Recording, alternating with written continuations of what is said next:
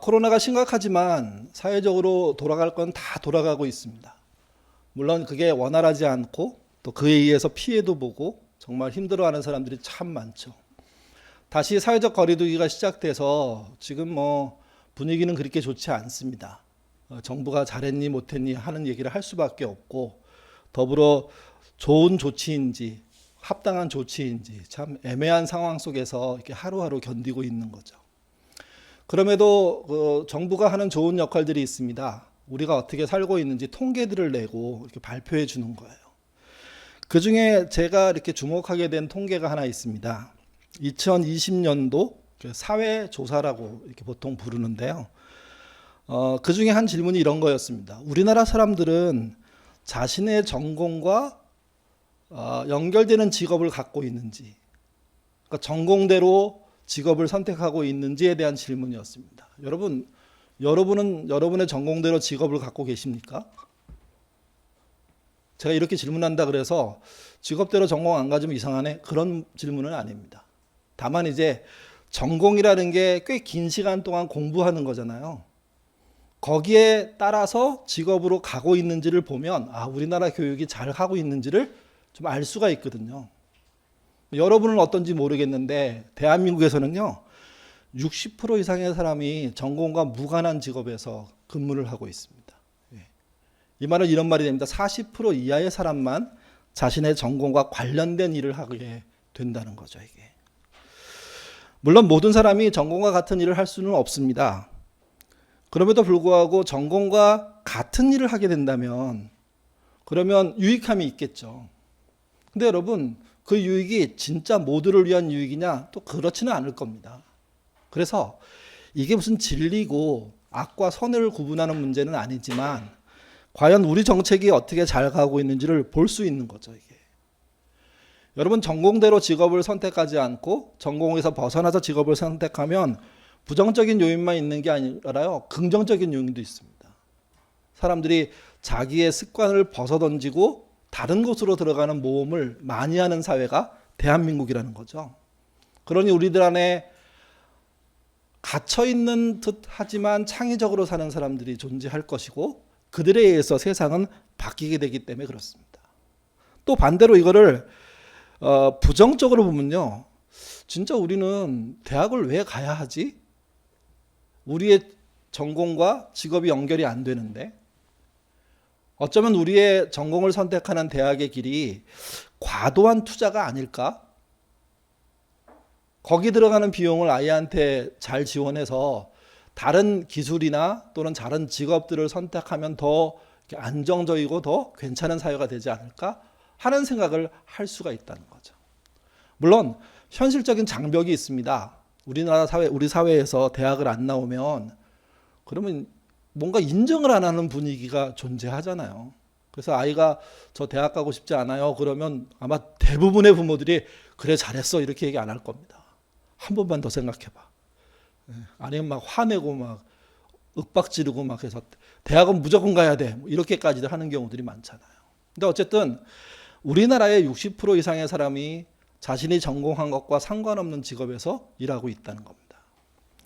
이런 현상을 극단적으로 풍자한 초등학생의 글이 있습니다. 초등학교 1학년이 쓴 글인데요.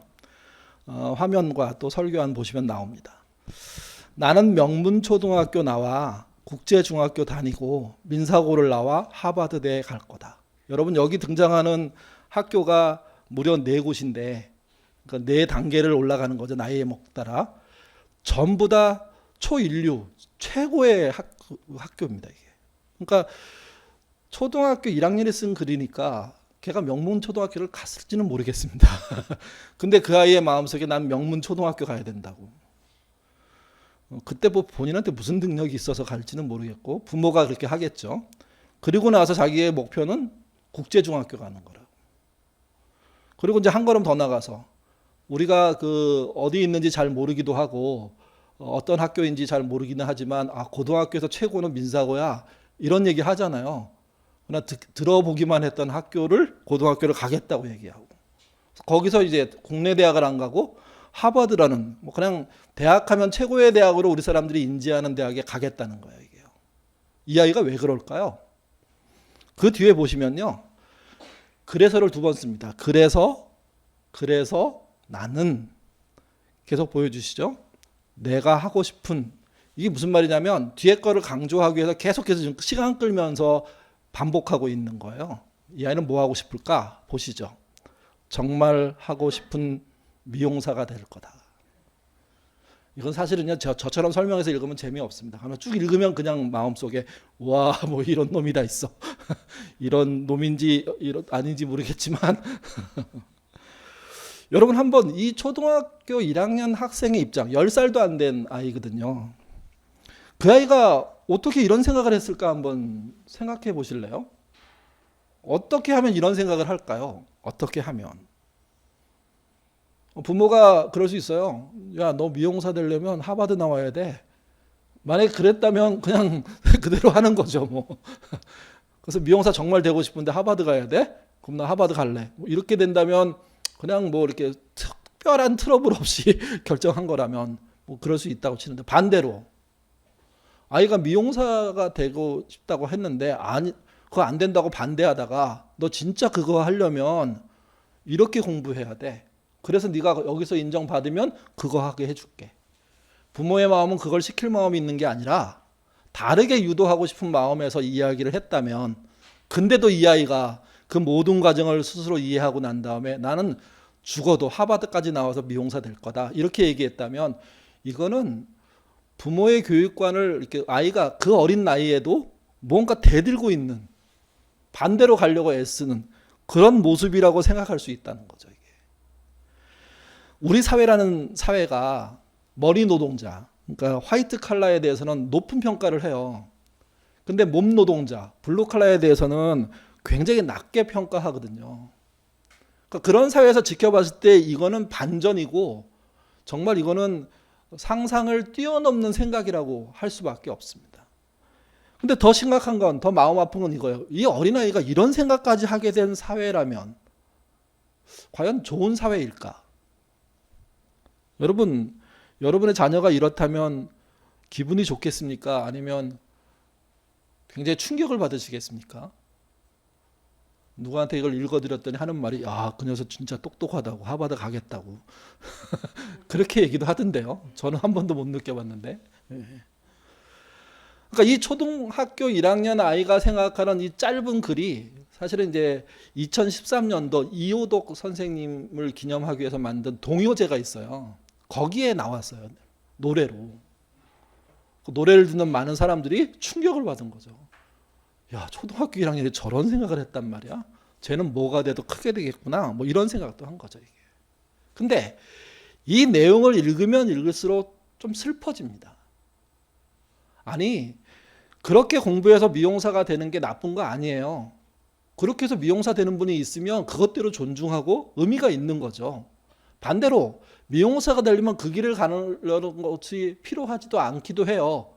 그쪽 길로 가는 길에 들어서서 어려서부터 열심히 해서 거기에 전문가가 되면, 요즘 여러분 미용실 원장님 얼마나 대우받는데요. 그 선생님한테, 잘하는 분한테 머리 한번 자르려면 다 예약해야 돼요. 그리고 그 선생님한테 이렇게 잘 밉보이면 그 선생님이 안 해줘요. 그러면 얼마나 불쾌한 일이 생기는데요. 그리고 그분을 꼭 선생님이라고 부르잖아요. 그러니까 그런 의미에서 보았을 때 여러 가지 생각을 하게 한다는 거예요. 제가.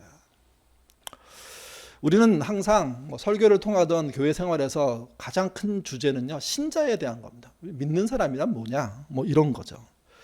제 나름대로 믿는 사람들에 대한 정의는 이렇습니다. 예수님의 십자가 희생을 힘입어 죽을 수밖에 없던 사람에서 하나님 자리로 옮겨온 사람, 저는 그 사람이 그 신자라고 생각하거든요. 또 예수님 때문에 세상에 없는 은혜, 세상에 존재하지 않는 은혜를 알고 믿고 받게 되어서 그 은혜에 따라서 살겠다고 이야기하는 사람들, 그 사람이 신자라는 거죠. 또 신자는 더 이상 약육강식의 사회에서 살지 않으려고 하는 사람입니다. 약육강식의 사회이지만 그러나 약육강식을 넘어서는 모두가 함께 평화하는, 그래서 이사야서가 얘기했던 동물들과 함께 어우러 산다는 이 그 그림 같은, 동화 같은 표현을 지향하는 사람들이죠, 이게. 또 신자는요, 하나님의 은혜를 알게 된 이상 영이신 하나님과 공존하는 삶을 살겠다고, 2000년 전 돌아가신 예수님과 공존하는 삶을 살겠다고 그분의 말씀을 읽고 기도하는 사람들입니다. 그러니까 그런 사람들로 살 때 어떻게 살아야 될까? 만약 그렇게 살려고 하는 부모 밑에서 우리 아이들이 자랐는데 아까 같은 이야기가 나온다면 사실은 우리는 크게 반성해야죠. 과연 잘 살고 있는 건지. 그리고 그 아이의 마음을 잘 다스려줘야죠. 그 아이가 그렇게 생각할 수밖에 없는 일을 만든 우리가 미안하다, 이렇게 말할 수 있어야 된다고 저는 생각합니다. 그러니까 신자란 아주 간단하게 말하면 세상과 다른 삶을 사는 존재예요, 이게. 근데 문제는 이겁니다. 그러면 신자된 삶을 어떻게 보여줄 수 있느냐는 거예요. 전에도 한번 말씀드렸지만 신자로서의 삶을 세상에 보인다는 것이 무엇이냐 하는 거예요, 이게.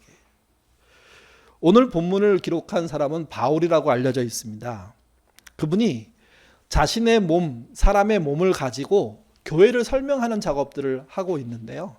그 설명하는 작업을 통해서 뭘 말하려고 하냐면 우리가 교회임을 어떻게 보여야 할지를 말하고 싶어 하는 겁니다. 우리 오늘 본문 첫 번째 절이 12절인데요. 같이 읽겠습니다. 몸은 하나인데 많은 지체가 있고 몸의 지체가 많으나 한 몸인과 같이 그리스도도 그러하니라. 기본적으로 사람의 몸은 팔, 다리처럼 눈에 보이는 지체가 있습니다. 또 몸 안으로 들어가면 위, 간, 폐, 뼈, 그 밖에도 많죠. 눈에 보이지 않는 지체가 있습니다. 그리고 더 세밀하게 들어가면 정말 하나하나를 정확하게 맨눈으로 볼 수 없을 정도로 작지만 사람에게 꼭 필요한 역할을 하는 지체들이 존재합니다. 이게. 그러니까 사람이 그런 지체의 종합체인 거예요. 연합체인 거예요. 그들이 공존하는 곳인 거예요. 이게요. 자동차 한 대를 만들려고 하면 부품이 몇 개 들어간다고 보통 얘기합니까? 많은 숫자는요 25,000개라고도 얘기합니다. 물론 요즘 그 전기차 같은 경우는 숫자가 확 줄어들었겠죠. 근데도 분명한 게 있습니다. 하나로 돼 있지 않다는 겁니다. 여러 개가 연결돼 갖고 자동차라는 한 몸이 생겨나는 것처럼 사람은 그보다 더 많은 숫자의 지체가 존재하고 그것이 한 몸 된 존재라는 거죠. 이 한 몸 된 존재라는 사실을 바울은 강조합니다. 몸은 여러 개가 모여 있는 거다. 아니, 수를 헤아릴 수 없는 지체가 모여 있는 거다. 문제는 이거예요. 바울은 그런 얘기를 하면서 그 다음에 이런 얘기를 합니다. 근데 몸이 분열한다면 어떻게 되겠냐? 기괴한 일들이 벌어진다는 겁니다.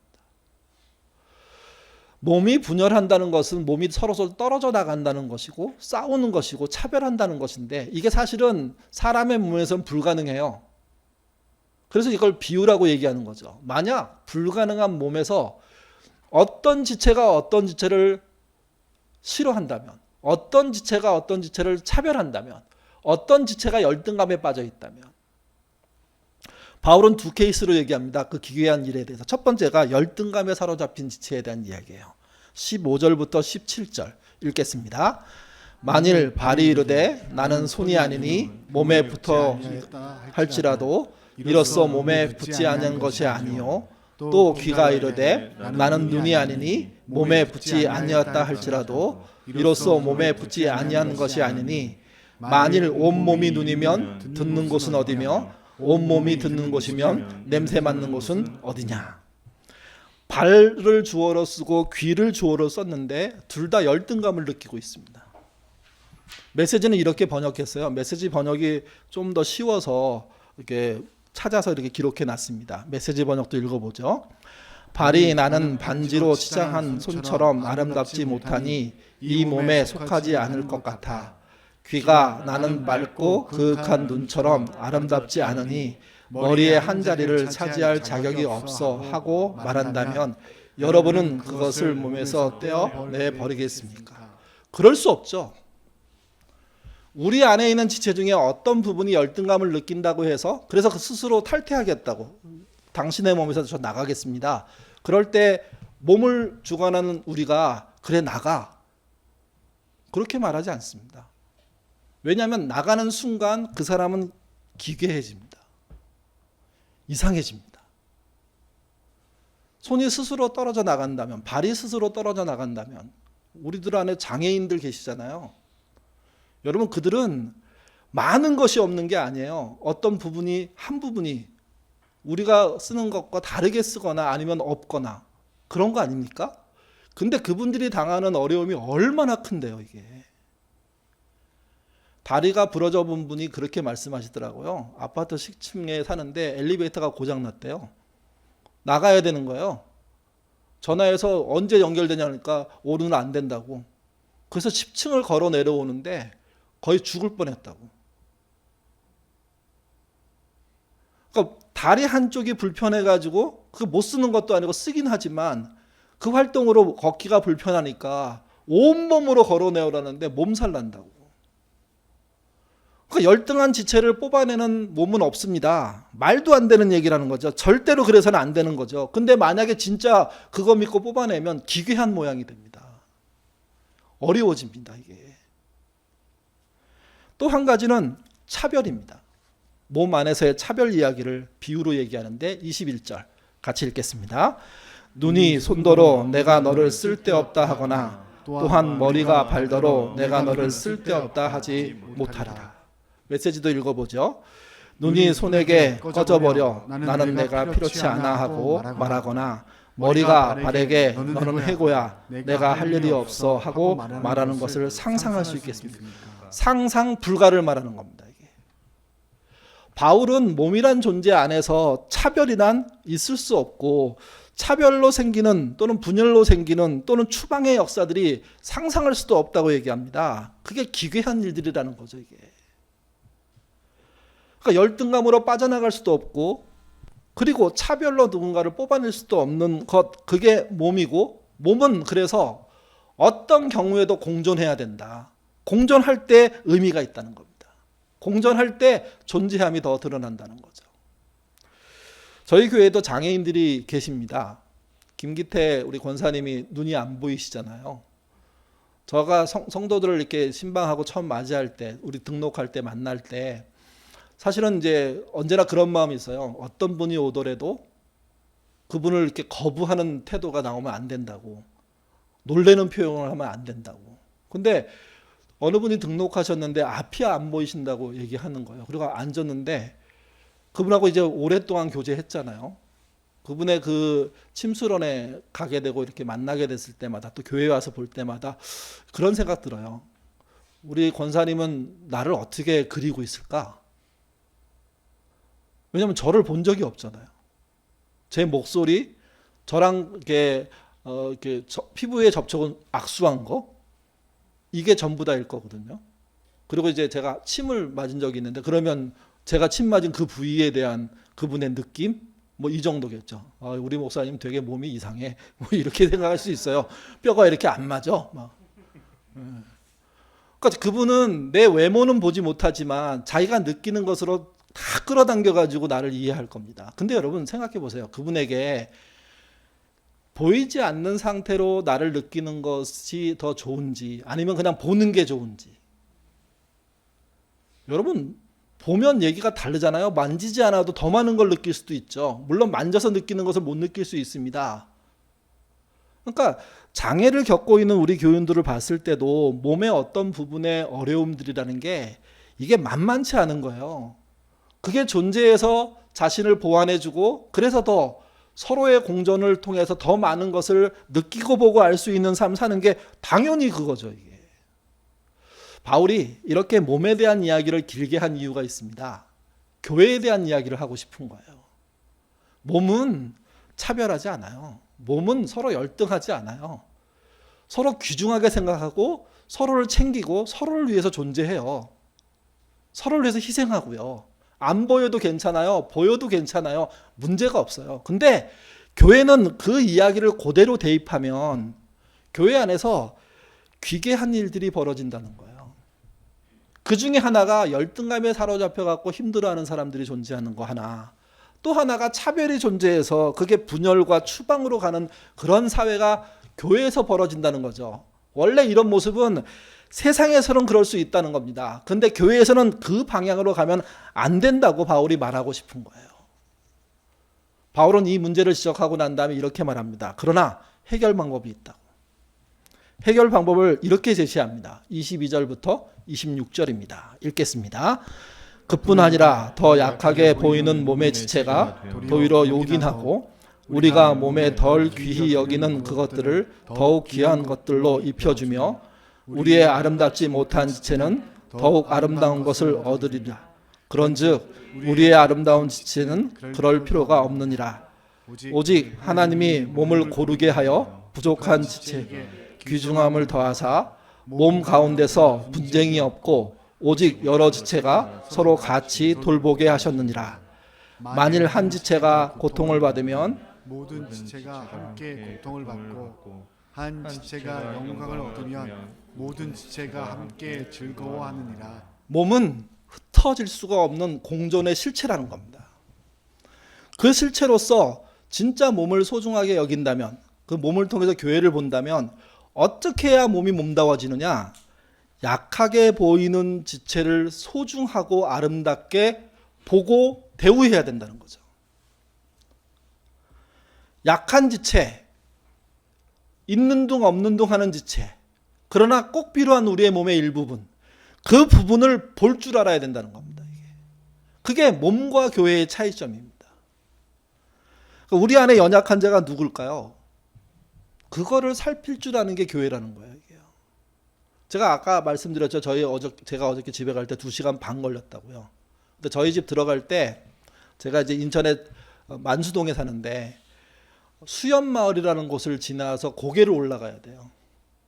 여기서 이제 갈 때는 거기까지 가는 게 목표니까 막 가는데 그 앞에 가니까 야, 저기 고개 올라갈 수 있나? 아니나 다를까 거기 밑에 버스 정류장이 종점이 있거든요. 굉장히 많은 버스가 있는데 그 버스들이 그 앞쪽에 다 서 있어요. 전부 다. 그리고 그 사이로 눈이 끝났음에도 불구하고 그게 좀 녹아가지고 물이 흘러갖고 이렇게 바퀴 자국으로 두 줄로 이렇게 조금씩 물이 흐르더라고요. 그거 밟고 가는 거예요.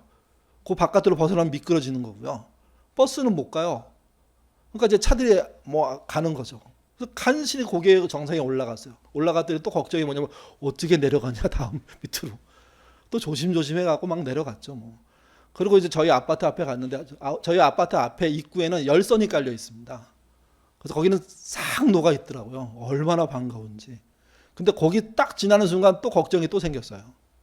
어떤 걱정이냐면 저희가 이제 그 비탈길 위에 산에다 지은 아파트이기 때문에 저희 집까지 주차장까지 들어가는데 계속 올라가야 돼요. 거기는 어떻게 돼 있을까? 갔더니요.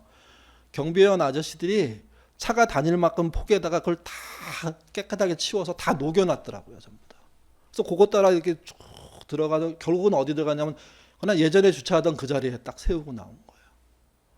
그리고 이제 자고 난 다음에 아침에 새벽에 4시에 나오려고 아침에 눈을 탁 떴는데 밤새 눈이 왔다고 했잖아요. 그 소식을 듣고 잤는데 야, 도대체 새벽에는 누가 갈 수가 있을까 해서 고민하면서 옷 차려입고 나가서 탁 했는데 제 앞에서부터 길이 쭉 다 뚫려 있어요. 이거 누가 뚫었을까요? 은혜로 뚫렸을까요? 제가 기도했더니 누가 다 천사가 와서 해줬을까요? 아니잖아요. 경비실에 있는 그분이 다 하신 거예요. 새벽에. 그래서 미끄러움 하나도 타지 않고 다시 여기 올 수 있었어요. 올 때는 한 15분 걸렸나 20분 걸렸나 조금 천천히 왔으니까 좀 더 걸린 것 뿐이지 올 수 있었거든요. 이게. 여러분 아파트에서 경비원은 강한 지체입니까? 약한 지체입니까? 보이는 지체입니까? 안 보이는 지체입니까? 경비원 아저씨가 저한테 그렇게 얘기한 적도 있어요. 지나가는 애가 소리 질러도 자기는 덜커덩한다고. 왜? 자기한테 뭐가 올까 봐. 그러니까 뭔가 일단 아파트에서 벌어지기만 하면 다 자기 책임으로 돌릴 수 있는 상황이라는 거예요. 그런 상황 속에서 가장 눈 많이 온 날 들어오고 나가는 걸 원활하게 만들어준 사람은 가장 약한 지체인 경비원 아저씨였던 거예요. 이게. 그러니까 아파트 단지로 치면 바울이 권면하는 거예요. 너희 아파트에서 정말 소중하게 볼 사람이 누군지 아니? 안 보이게 일해주는 분이야. 모든 사람에게 눌렸지만 자리를 지켜주는 그분이야. 우리는 이렇게 생각할 수 있어요. 그분 직업이고 월급 우리가 주는 건데 부려먹을 수 있지. 그거 하기 싫으면 나가라 그래. 할 사람 많아. 그거는 성경을 믿고 있는 사람이 할 수 있는 말은 아니라는 거죠. 그분이 거기 와서 일해준다는 것 자체를 고마워하고 해야 되고, 그분과 함께 뭐를 막 나누고 먹고 있지 못하더라도 그분을 괴롭게 하지는 않아야 되고, 그분이 역할을 잘할 때 고마워할 줄 아는 정도는 최소한 돼야 그게 어떤 의미가 생기는 거 아니겠습니까? 교회도 똑같다는 겁니다.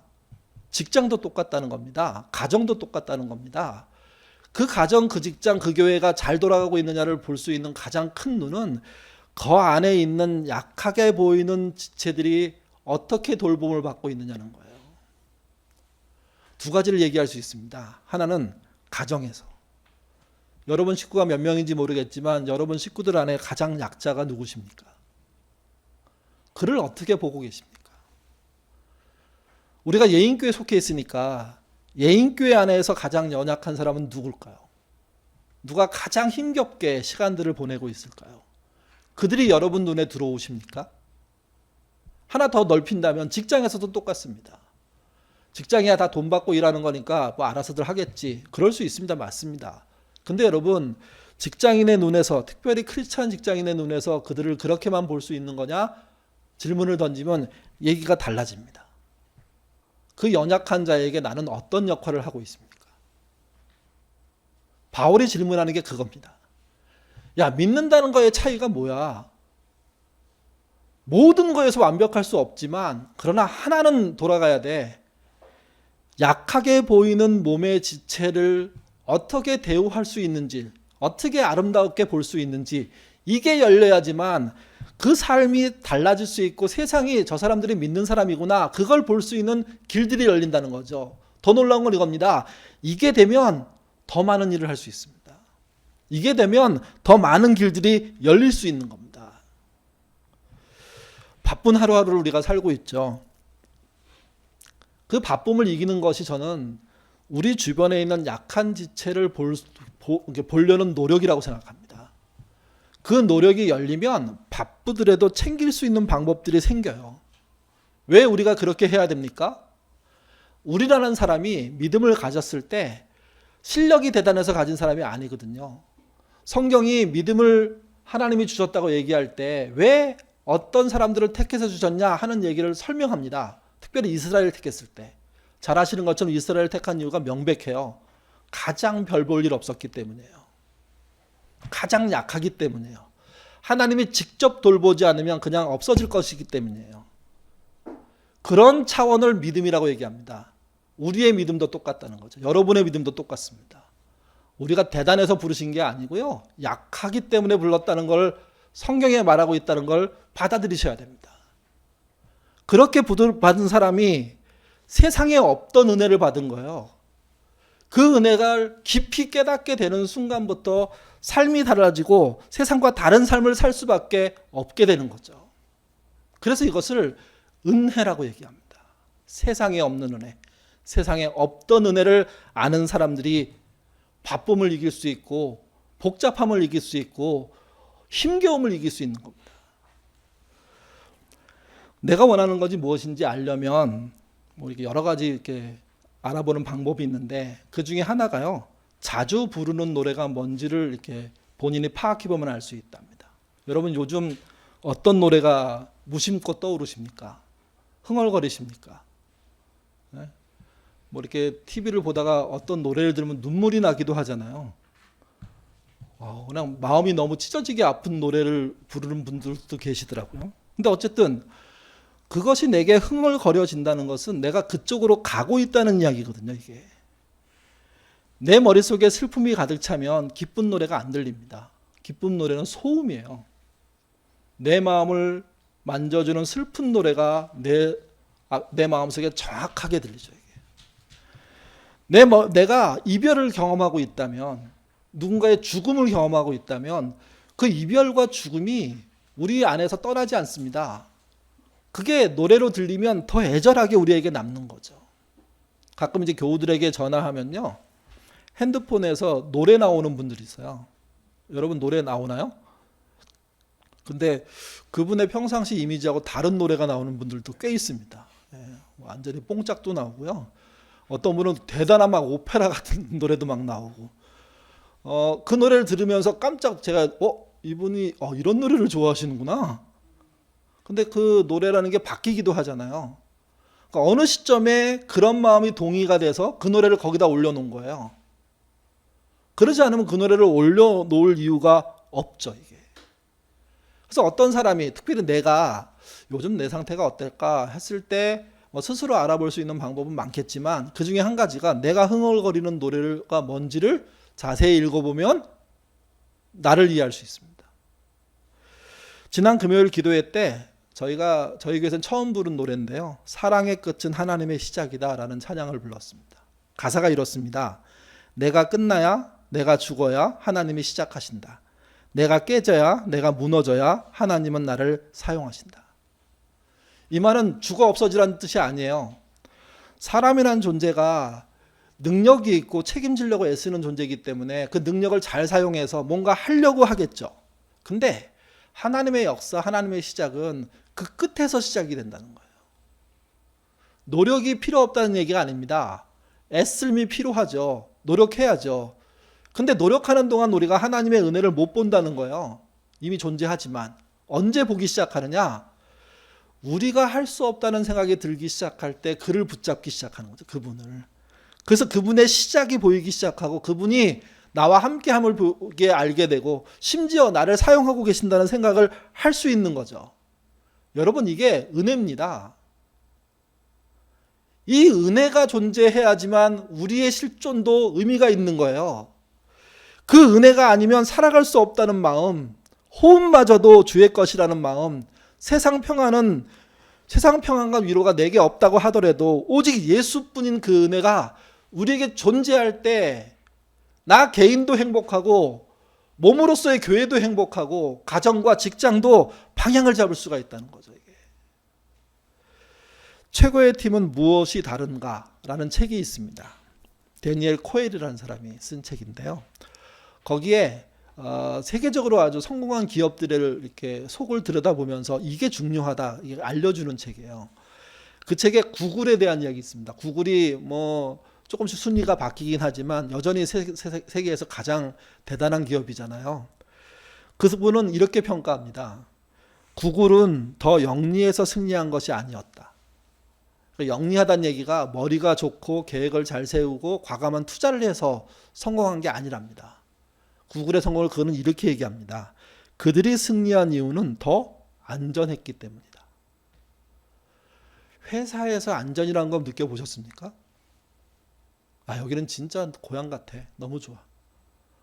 이 회사에 은혜를 입어서 우리 장로님 중에 한 분이 은퇴하시면서 나는 인천 사회에 큰 빚을 지고 은혜를 입은 사람이라고 이렇게 얘기해서 제가 깜짝 놀랐는데 와, 저렇게 생각할 수 있는 거다. 왜? 인천에 살았고 그럼 인천에 내가 뭘 한 것만 있는 게 아니라 인천이 준 혜택이 있는 거 아니야. 근데 여러분, 죄송한 표현이지만 인천이 재정자립도가 제일 안 좋은 도시예요. 코로나 시국에 가장 지원이 없는 데가 인천이에요. 저 인천에 살아요. 그래서 말할 수 있는 거예요. 만약에 제가 부천에 살면 말 못해요. 부천은 훨씬 더 많거든요. 모든 게. 근데 그 인천에서 살아가고 거기서 일하시는 그분이 은퇴하시면서 하신 말씀은 인천에 은혜를 입었다는 거예요. 그래서 인천에 돌려줘야 된다는 거예요. 그분의 생각이 얼마나 대단합니까? 물론 애진 관계겠죠. 힘들겠죠. 근데 은퇴하면서 느낀 건 여기가 더 안전한 곳이 됐으면 좋겠다 하는 생각이었던 거예요.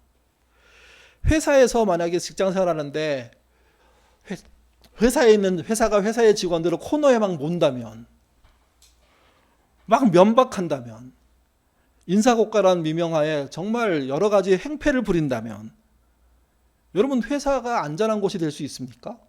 근데 구글이라는 회사의 특징은 그런 거래요. 헛소리를 해도 들어준대요. 야, 제가 저렇게 괜찮은 학교 나와서 저따위 소리를 해? 그래도 괜찮대요. 그래도 듣는데요. 들어주는 일은 간단해요. 스스로 처리하기를 바라면서 듣겠지만. 근데 놀라운 건 사람은 다 알아요. 자기가 헛소리를 하는 걸 누가 들어주면 본인도 다 경청하게 되고요. 그러면서 이게 안 될 일이구나. 아, 이게 이상한 일이구나. 그런 거 알아요. 근데 구구련에서는 그런 이야기를 들으면서 그 이야기 속에서 길을 찾는 거예요. 왜 그러냐면 보통 정상적인 생각을 하는 사람들이 많은 회사에 취직하고 있는데 그들이 모이면 뻔한 대답이 나온다는 거죠. 뻔한 대답이 나오는 회사는 미래로 갈 수가 없다는 거예요. 뻔하지 않은 이야기를 할 수 있는 회사. 그러려면 그 직원이 여기는 진짜 좋은 곳이야 하는 생각이 있어야 가능하다는 거죠. 이게 능력을 평가받기 위해서가 아니라. 그래서 구글을 그 성공의 모토를 생각해 보니까 그들 모두가 안전하다고 생각하는 겁니다. 교회가 그래야 되지 않겠습니까? 교회가 좀 안전한 곳이 돼야 되지 않을까요? 어떤 이야기가 나와도 들어줄 수 있고 듣고 또 얘기할 수 있고 함께 갈 수 있는 방법들. 교회가 안전한 것은요, 그 시작의 출발이 다릅니다. 세상하고는. 교회는 세상에 없는 은혜를 받은 사람들이 모인 곳이에요. 그 은혜로부터 안전히 출발하는 거죠, 이게. 그리고 그 은혜에 따라 자신의 삶들을 살아가게 되는 겁니다. 그러니 그들의 고백의 시작이 그겁니다. 은혜 아니면 살아갈 수가 없다고요. 다른 건 모든 것 빼더라도 호흡 자체부터도 은혜라고요. 그 은혜가 세상에 평안 위안이 없는 곳에 살고 우리 그 은혜를 가지고 세상에 평안과 위안이 없는 곳에 살게 되는 것이라고요, 이게요. 이번 주 토요일이 성탄절입니다. 또 그 다음 주 금요일 날은 송구영신, 한 해의 마지막 날입니다. 나이가 드실수록 느끼실 겁니다. 성탄절이 왜 이렇게 허전하지? 연말이 왜 이렇게 휑하지? 여러분, 왜 여러분의 성탄절이 휑하고 여러분의 송구영신이 휑합니까? 왜 그럴까요?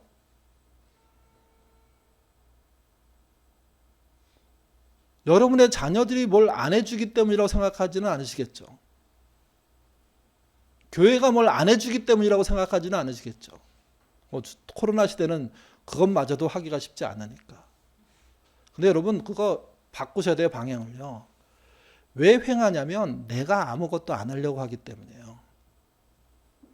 그리고 누가 해주기만을 기다리고 있기 때문이에요. 만약 우리 교인이 좀 300여 명이 넘는데 그분들이 이 연말에 서로를 향해서 문자를 몇 통씩만 보낸다고 하더라도 얘기는 달라질 겁니다. 내가 누군가에게 뭔가를 하려고 애쓰기 시작하면 횡하지 않아요. 그 보낸 게 돌아오는 일들이 벌어질 거고 그게 교차하면서 횡함이 아니라 그래 이렇게 따뜻하게 채우는 거야. 아, 이런 감사한 일이 생겨. 내가 작은 것 보냈는데 큰 거로 돌아오는 결과들을 보게 되는 거예요. 그런 일이 안 벌어지는 건 내가 아무것도 안 하기 때문이에요. 또 하나, 내가 했는데 아무것도 안 돌아온다면 우리 유명한 속설이 하나 있잖아요. 하나님이 나에게 다 돌려주실 거라고. 저는 그렇게 믿었으면 진짜 좋겠어요. 돌아오지 않을 때 서운해하지 말고 그래 하나님께 간 거야. 왜 그러냐면 길의 거린이 예수님이라고 표현한 성경의 표현이 있잖아요.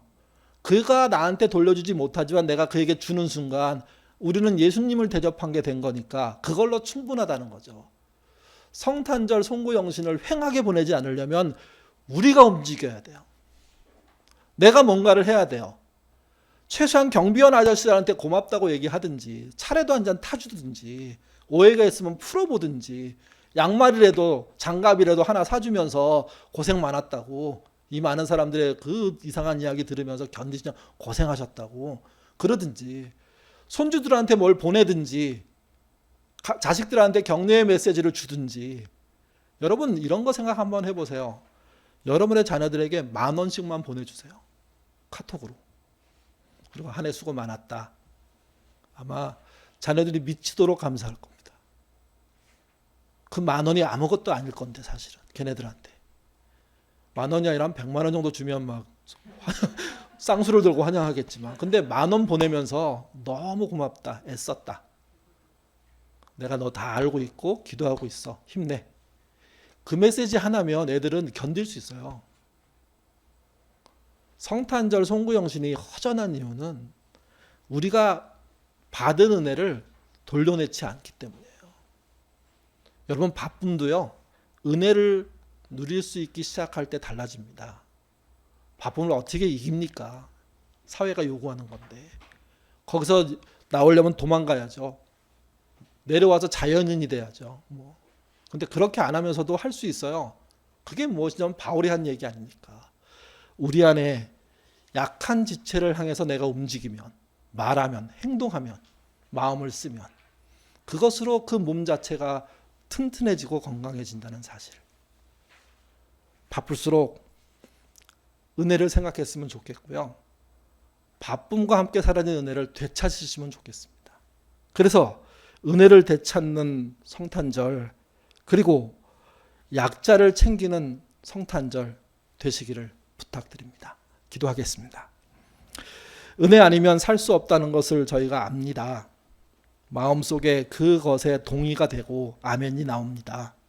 근데 은혜 아니면 살 수 없는 내가 우리 주변에 있는 사람들에게 은혜를 주지 않고 있으면 어쩐 일인지 생각해보는 그런 시간 될 수 있도록 인도하여 주옵소서.